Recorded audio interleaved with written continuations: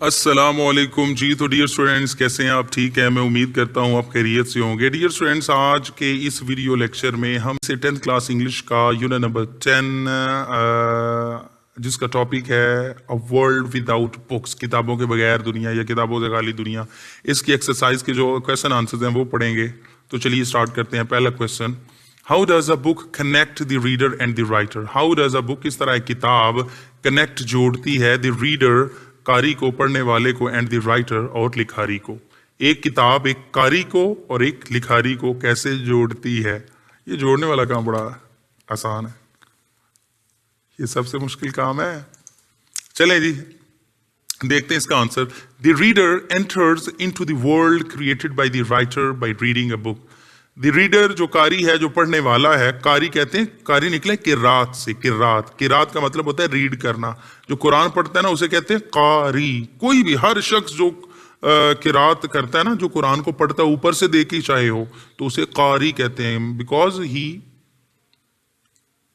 वो पढ़ता है। ठीक है जी, तो पढ़ने को कहते हैं कारा यकराउ किरातन फहुव कारियुन। मेरा ख्याल ऐसे ही है ये गर्दान, कारा यकराउ। तो खैर, हम बात कर रहे थे इंग्लिश की और उर्दू की, ये अरबिक भी दरमियान में आ गई। तो चलें जी, हम थे किधर वैसे, मैं तो ये भी भूल गया हूँ। हाँ, रीडर पे, रीड करने वाले कहते हैं, कारी को कहते हैं। एंटर्स, दाखिल होते हैं, इनटू द वर्ल्ड, उस दुनिया में, क्रिएटेड बाय द राइटर, जो किसने पैदा की होती है? लिखने वाले ने, राइटर ने, मुसन्निफ ने, लिखारी ने। बाय रीडिंग अ बुक, कैसे? एक किताब पढ़ के। एक जो कारी है, किताब पढ़कर मुसन्निफ की तख्लीक करदा दुनिया में दाखिल हो जाता है। दस the book connects the reader and the writer. इस तरह जो किताब है वो कारी और मुसन्निफ को जोड़ देती है। अब देखें, कारी पढ़ने वाला और ये राइटर लिखने वाला, इन दोनों को कौन जोड़ रही है? इसे जोड़ रहा है कारी को। कारी किसके साथ जोड़ रहा है? राइटर के साथ। तो जोड़ कौन रही है? किताब है इधर, ये किताब जोड़ रही दोनों को। ठीक है, ये लिख रहा है ना और ये पढ़ रहा है, तो ये दोनों जुड़ गए किताब के जरिए। ठीक है, तो ये चलें जी, नेक्स्ट क्वेश्चन देखते हैं।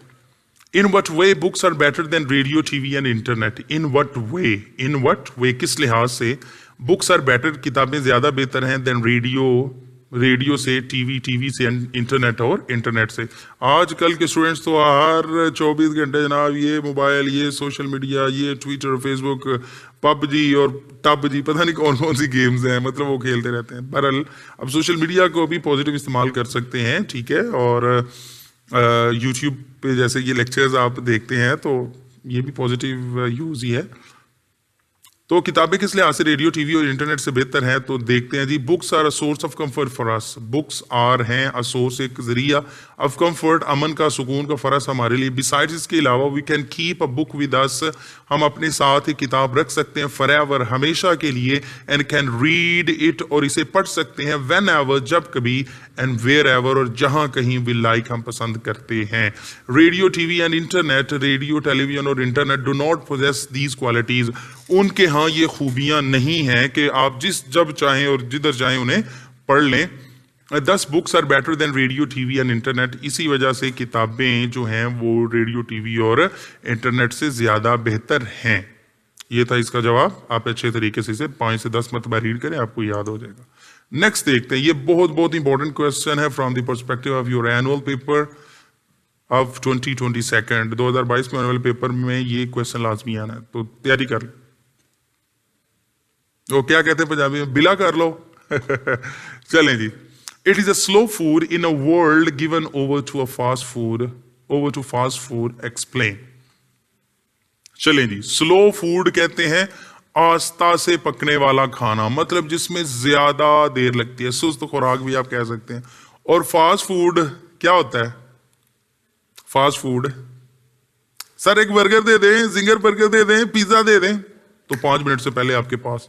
और अगर घर में बनाना हो, चलो जी सालन बनाते हैं, थोम छिलो जी, ए जनाब प्याज गंढे छिलो जी, ए जनाब धनिया कट्टो जी, ए चूल्हे पहला तो देगची साफ करो, चमचा साफ करो, मतलब समझ आ रही है? ये इतना लंबा चौड़ा प्रोसेस है, तो इसे हम कहते हैं स्लो फूड।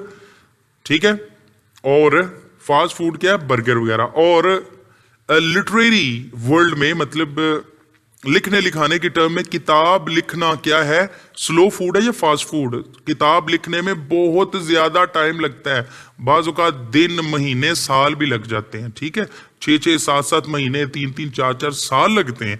आपको पता है कि एक लिखने का प्रोसेस जो होता है ये बहुत वसी होता है, ये स्लो फूड की इससे तशबीह दी गई है। Writing a book slow food है, और रीडिंग अ बुक आप एक किताब 1-2 दिन में भी पढ़ सकते हैं, तो ये रीडिंग करना होता है फास्ट फूड, ठीक है। तो ये वो कह रहा है कि इसे एक्सप्लेन करें। It takes a long time to write a book, ये बहुत ज्यादा वक्त लगता है एक किताब लिखने में। It is just preparing a slow food, किताब लिखना ऐसे ही है जैसे आप स्लो फूड बना रहे हैं।